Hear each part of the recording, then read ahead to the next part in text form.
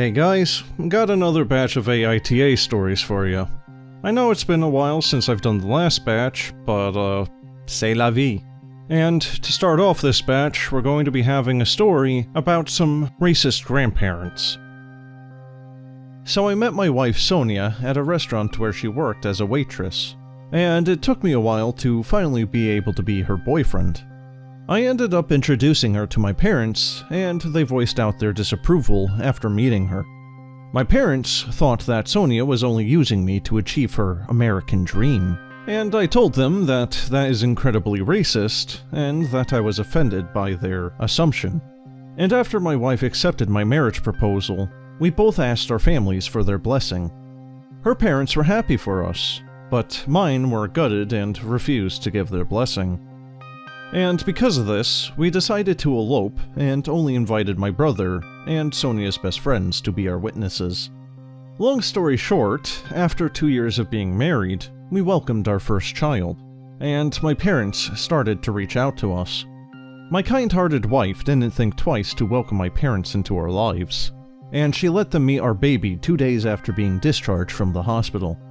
My parents visit us regularly, and one day while Dad and Mom were playing with Gareth, my mother said something along the lines of, "Well, aren't you just the cutest baby ever? I'm just so glad to confirm that you are indeed my grandson." She didn't know that I was around because she looked startled when I said, "And what is that supposed to mean?" My mother tried to change the subject, but I insisted that she tell me what she was talking about. My mother sat me down and apologized first before telling me that they had Gareth's DNA tested to make sure that he was mine. I was speechless for a moment, and before I blew up from anger, I told my dad to give me my son back, and they better leave before I lose whatever respect that I had left for them. My mother was very apologetic and said that it was because they didn't trust my wife and that our son looked nothing like me. I didn't argue anymore, and I told them to just get out of my house. My wife was in the kitchen preparing for lunch, and I told her that my parents had an emergency, and that's why they left without saying a word. I didn't tell my wife about the whole DNA test thing until about 2 weeks after, when she asked why my father and mother didn't visit anymore. I told her everything, as I know I can't keep a secret from her. She started crying, and it broke my heart. I know how much she tried to win my parents' approval, and what I told her was like a slap across the face. Later that night, she told me that she can no longer let my parents into our child's life, and I agreed with her. And when my mother called to ask when they could visit again, I told them that they were no longer welcome in our son's life. My mother called my dad, and I told him the same thing. He was livid and called me ungrateful and cruel. He also said a few choice words about my wife, which angered me more. I didn't even hear the rest of what he had to say, because I just hung up. So I have to ask, did I overreact? AmITheA? Well, what can I say except for, no, you're not the jerk here. Your parents were a bunch of racists and did something behind your back without talking to you. And God knows how they would be treating your wife throughout continued contact.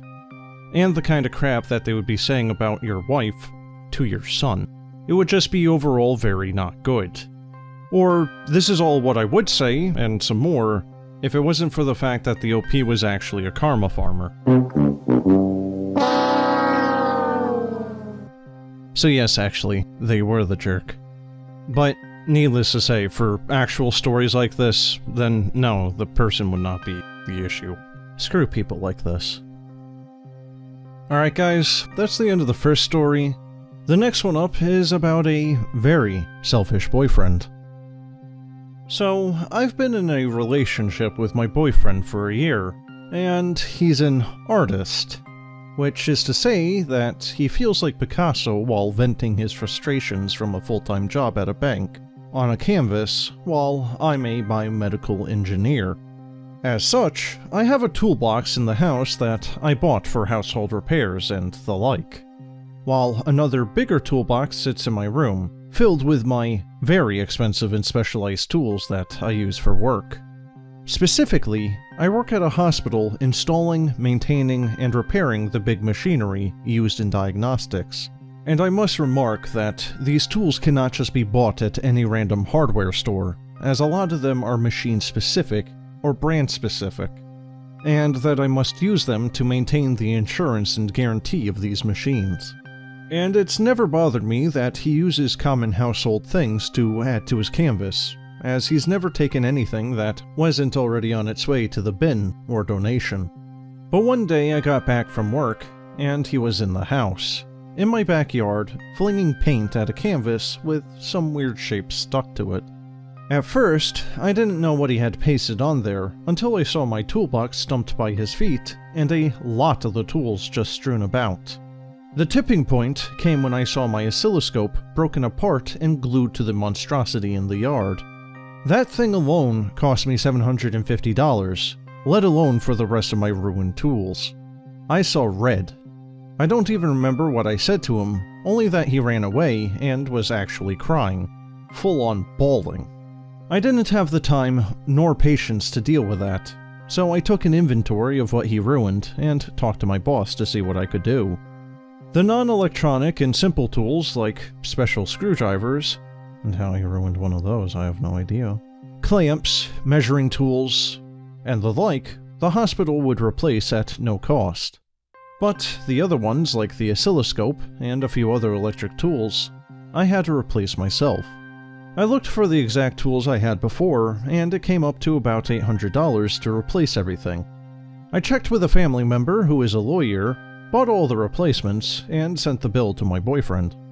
Well, his mother called me screaming, asking how I could dare do this to her baby and how he doesn't have the money to pay for it. But I know for a fact that he does. And I told her that if he didn't pay, the provider would sue him, and so would I. And then I just hung up. And then, not even 10 minutes later, he called. He was crying and screaming, so I just left the phone next to me and continued to work. And when I didn't hear the ruckus from the phone anymore, I picked it up again, and was noisy in doing so, so he realized I didn't hear a word he said, and asked if he was done throwing a tantrum, and he hung up. I felt justified at that moment, but I was telling this to a coworker, and he said that I was a little too harsh, but I did what I had to do to continue my work. If he wanted to paint tools, there was another toolbox with cheaper stuff in the kitchen, and he knows that my toolbox is much more expensive. So why? I don't understand. So, AmITheA. Well, no, I don't think so. Your boyfriend is acting like a spoiled child, because the second that he got his comeuppance in even a slightest degree, he ran off to mommy to cry.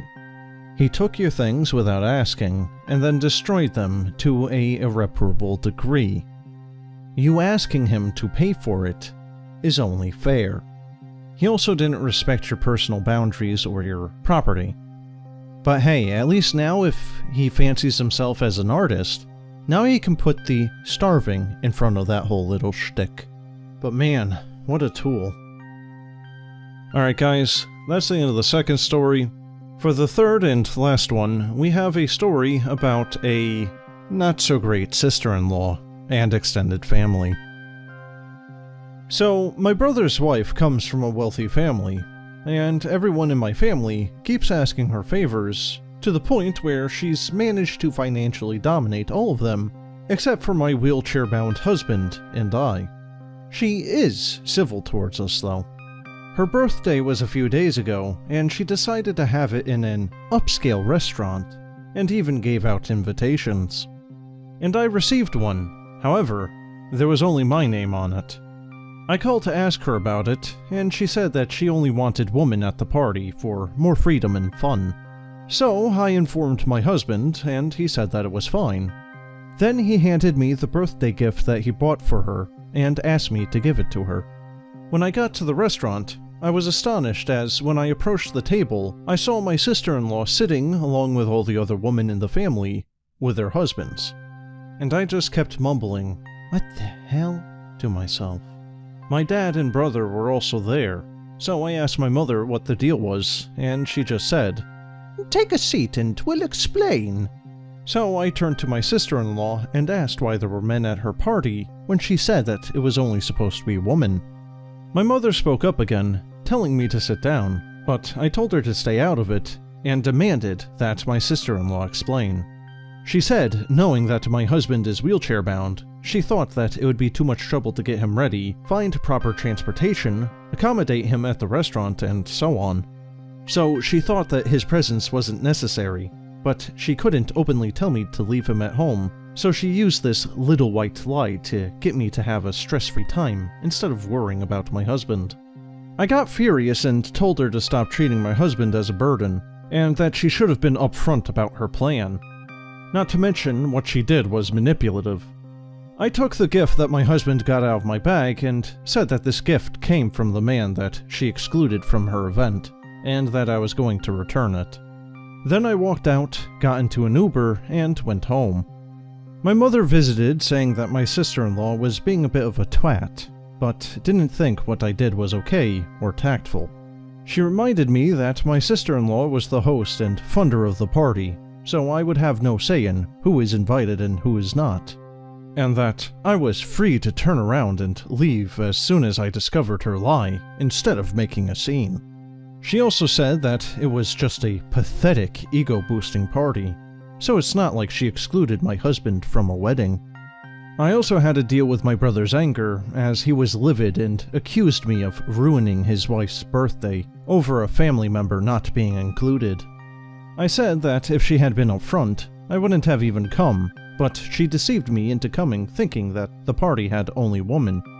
He said that I got it all wrong and should stop spoiling my husband since he's a big boy, and can get over not being included in one event, and wants me to apologize to his wife, reminding me of what she has done to help our family. But I let my husband know about what happened, and he stared at me in disbelief, and then got quiet all of a sudden.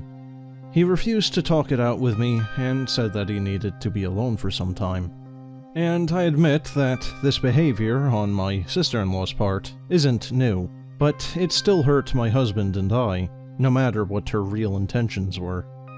Well, I mean, quite simply, no, you aren't, but the sister and, by extension, pretty much your whole family are a bunch of assholes. Quite frankly, you would probably be best off just cutting out all these people from your life and never looking back. It doesn't sound like you would really be missing much. While the sister-in-law is very obviously a piece of crap here, I think the mother and the brother are also pretty bad here, just for the sheer fact that the brother doesn't have the spine to actually call out his wife on doing something that is very obviously not correct. And the mother is just a cowardly piece of crap as well, because, as far as I can ascertain, she's more worried about the potential money she could get from this person, as opposed to, you know, actually siding with her daughter? I also kinda have the feeling that the sister-in-law probably lied to everyone else on what she told the OP to try to make herself seem a little bit less of an asshole, if only a smidgen. But, I mean, even if she did or didn't, obviously no one has the backbone to actually say anything to her because they're all afraid of losing the benefits of her friendship. But in any case, guys, that's the end of this batch. Let me know what you guys think about all these stories in the comments. And as always, stay safe, stay sane, and have a good one.